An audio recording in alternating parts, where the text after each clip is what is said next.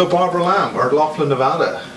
Yes, we are. We're at Laughlin, Nevada, the UFO Congress, in March of 2005. What a week it's been. Now, I'm going to talk about the same woman, and she had other reptilian experiences as well that were quite different from that did not involve this man. For years, she had had a long relationship with one particular male being. She described him as tall and different looking, but human enough looking to pass for a human, and was quite attractive as a human. And she would find herself often on the craft as a grown woman, being looked at, on the table examined, some samples taken, various things done, and sometimes eggs were removed from her ovaries, and she had had some missing pregnancies in her life as well that were completely baffling to her. Carrying a baby, a fetus for maybe 2 months, 2.5 months, and then having the pregnancy suddenly disappear. It never made any sense. The doctors couldn't explain it. But she had this ongoing relationship with this particular male, and she realized that she had a strong attraction to him, and she also had a strong aversion to him. So one day when she was there on the craft and she was on the table, and it looked like it was time again for him to have sex with her, as he had done many times in the past, suddenly the more aversive feelings came up. And although those experiences themselves were not really negative, she just didn't like the fact that this was expected to happen. So she reached up from the table, she grabbed at his face, and she pulled off what seemed like an extra layer of skin, almost like a tight-fitting mask. And when she did that, she noticed that he wasn't really that fairly much human-looking man after all, but he was a reptilian being. So in a way, she had sort of expected it, but still it was very startling. And she talked with him. He was decent. He always talked with her. And then he signaled to somebody to bring in somebody else.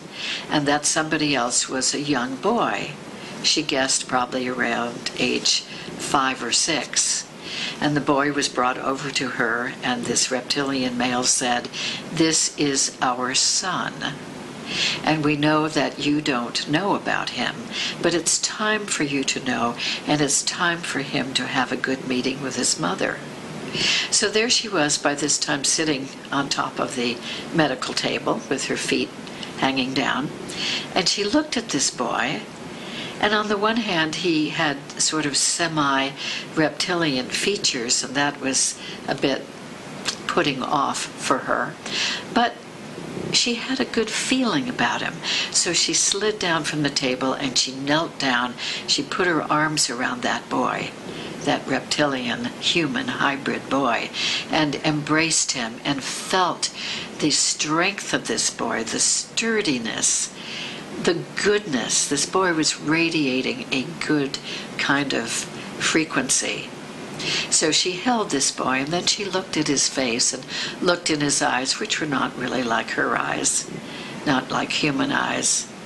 But he was part of her, so he didn't look as reptilian as the father.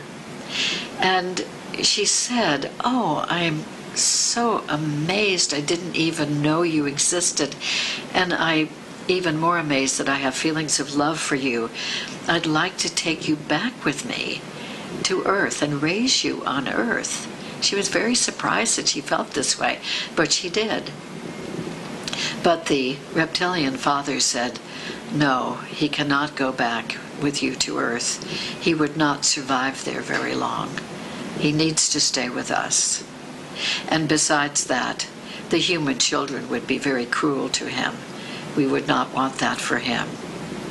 And the father went on to say, "To you humans, this kind of being appears to be very ugly.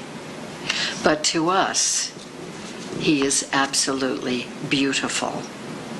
And we love him, and we take good care of him. So this woman, my client, was returned home without him, and really had forgotten about him specifically until we did that regression, except that from then on, she did in her daily life feel that in addition to her own 3 human children here on earth, that there was somebody else that somehow was a child of hers somewhere without understanding that at all.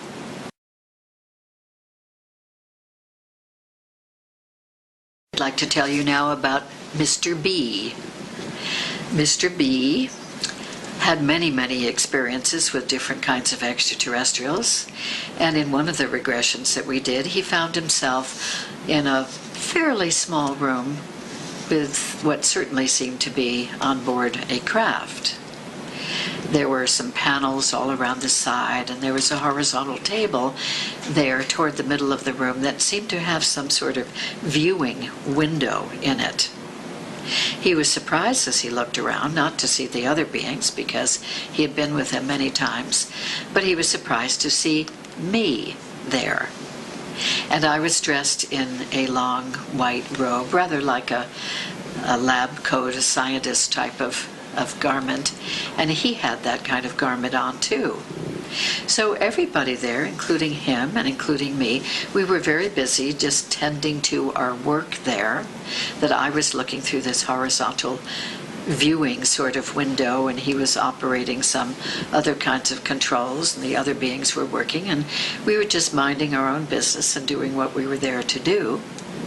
And then suddenly he noticed that in the middle of this room, a being, a reptilian being, was sort of phasing into the room. In other words, right there in the middle of the room, half of his body seemed to come right through the air as he was walking into the room, and then as he was further and further into the room, the rest of his body showed up.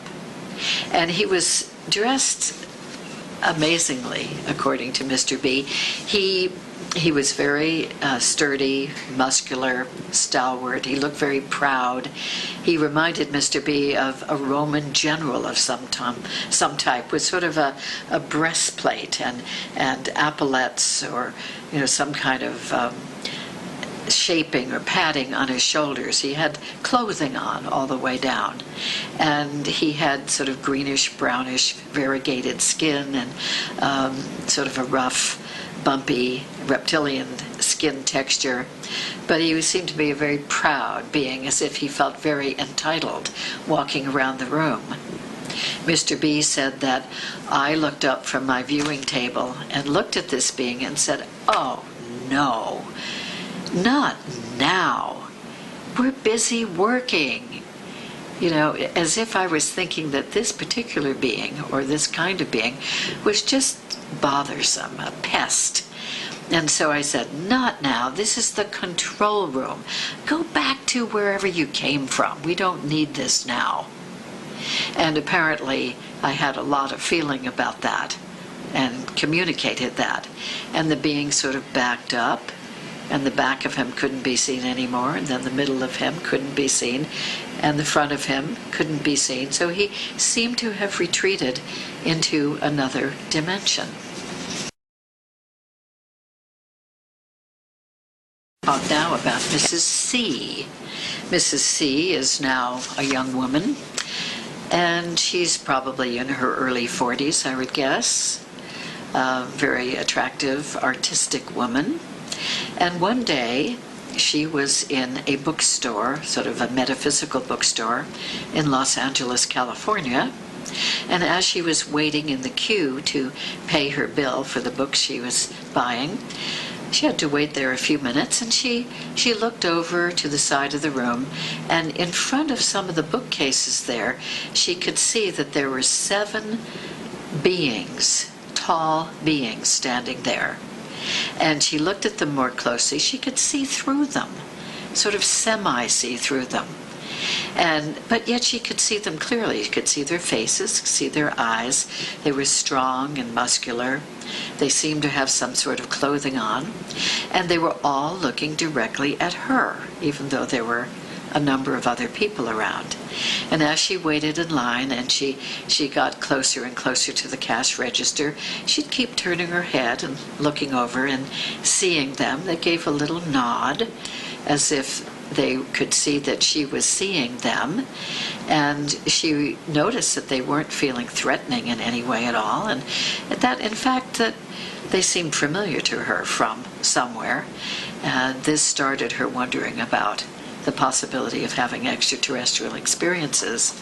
But that was a very positive feeling. She felt very affirmed by them, and they seemed to feel good that she was acknowledging them. The sense that she had was that they felt that it was time that she began to be conscious that she was having regular, ongoing contacts with these reptilian beings. She had other experiences, too, with reptilian beings, and the most outstanding of those beings was a reptilian female, that she would be taken to a location. She thought it was a craft, where she would be with a reptilian female, and she noticed that this one looked a little bit different, had more like yellowy, beige kind of skin, and this one had black eyes with a vertical yellow pupil, rather like cat eyes, she thought, and they were beautiful eyes. And this female was very wonderful. She didn't look like us by any means, and she had what my client called liver spots all over her face and her neck and her shoulders. She didn't seem to wear clothes. She didn't seem to have female features on her body, but she certainly was radiating a female energy. And she liked the experiences with this reptilian female. The female said to her many times, we check in on you now and then because you are part of our family. You were one of us way back in time, and you're still part of our greater family, and we check in on our family members with a caring way, and if there's anything going on with you physically that needs fixing, we take care of that when you're here. And we warn you about certain things, we teach you certain things, because you are basically one of us. So these were very positive experiences with her. She never objected going to visit them. And one day she said, you know, I've never noticed that any males are here. You all seem to be females in this place. And the woman, her sort of mentor, her guide, sort of did the equivalent of a laugh, although her mouth didn't move.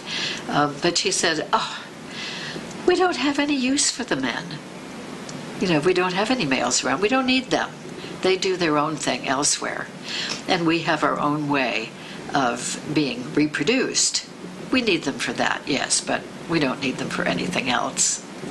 My client was quite amused. So if my client was ever taken in some sort of a distressed state, or maybe a bit ill or having a headache or anything, this female, this very same one, always came to her, put her hand on her shoulder or her arm or sometimes her head or the top of her head or her face, and just seemed to emit an energy which was healing and restoring for my client. So my client feels very positive about these reptilian beings, having had just very good experiences. And she also notices frequently in her life that she's very intrigued with a particular little lizard who lives in her back garden. And she has a little patio out there and chairs and a table, and anytime that she goes out to the patio and this little lizard is there, the little lizard comes right over to her and just stands there on the ground, a regular little earth lizard, and looks at her. And she knows this is unusual because usually lizards will just run away enormously quickly when they have any larger being, like a human being, coming toward them. But this little lizard, again and again for a few years now, has come right over to her, and sometimes will come partly up on her foot and crane his little neck and look up at her. And they have developed a rapport. She's even given him a name. And even though he's a little earth lizard rather than an extraterrestrial reptilian being, she talks to him, and she even gets what she thinks are telepathic messages from him. So one day she wanted to know if he would really be trusting of her, so she bent down to the ground and put her hand on the patio, and the little being just crawled right up from the tip of one finger, right up her hand, right up her arm, till he was right here on her shoulder, just looking right up at her, and they seemed to have a nice communication. She didn't realize why she had this going with him for a few years until she had the regressions and learned about the reptilian beings that she has had a lifetime of experiences with.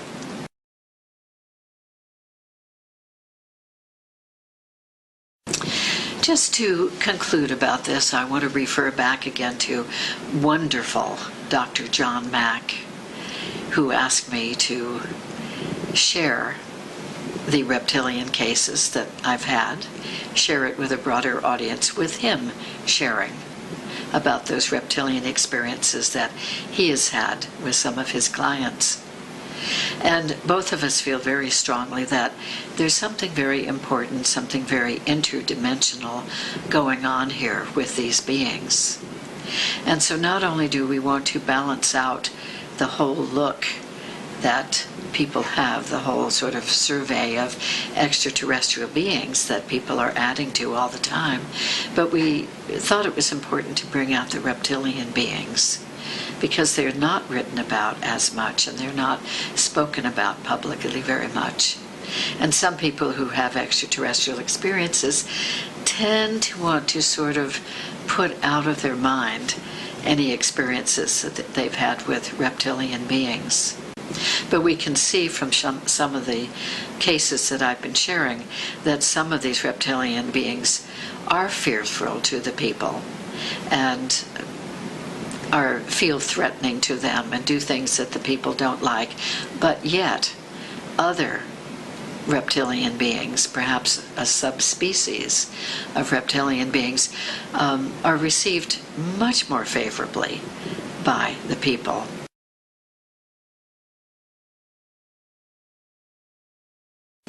And one final story I'd like to share with you is about a woman named Pamela. Pamela is a very talented, wonderful person, a singer-songwriter, very tall, very slim, very attractive human being.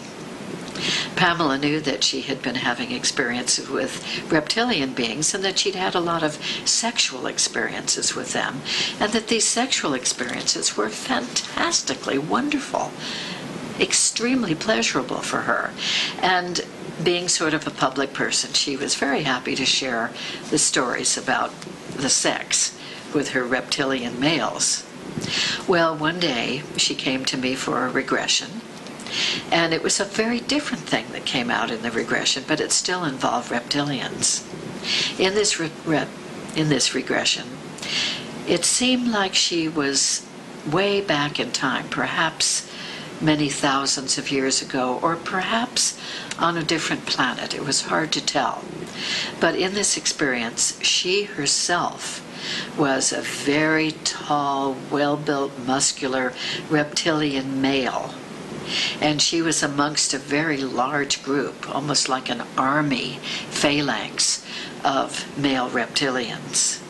And in this experience, they were standing on top of a ridge or a high hill, perhaps a plateau or a mesa, and they were looking out over the land that was down below them. So they were forming a single line next to each other, all standing very proudly and strongly and upright. She had the feeling that they were being very brave. And she realized that what was going on is that these people, probably 200 or 300 of these reptilian beings, were standing there waiting for something very dramatic to happen. The longer she waited there, the more that she realized that what they were waiting for seemed to be some kind of strong wave of something that was coming toward them. She had the sense that it was something like a nuclear wave, a nuclear fallout perhaps, or something anyway that was going to be completely devastating to them, that would kill their whole species. And these were the brave ones. They knew they could do nothing to stop this wave from coming. They would have to receive it. But instead of running and hiding and being sad and all of that, they stood there upright, ready to receive it, very brave, very bold, almost inviting it to come, knowing that when it did reach them, they would be completely extinguished. And that would be the end of that lifetime. So as she was standing there, she felt very proud of herself for meeting this disaster in this way, and very, very proud of her fellow reptilian beings, and the uniting that they did, the singularity of intent and consciousness that they had, unlike anything she's ever known as a human being. And that's the way the experience ended. They were waiting in unison, in agreement, bravely, boldly, for the end to come to them.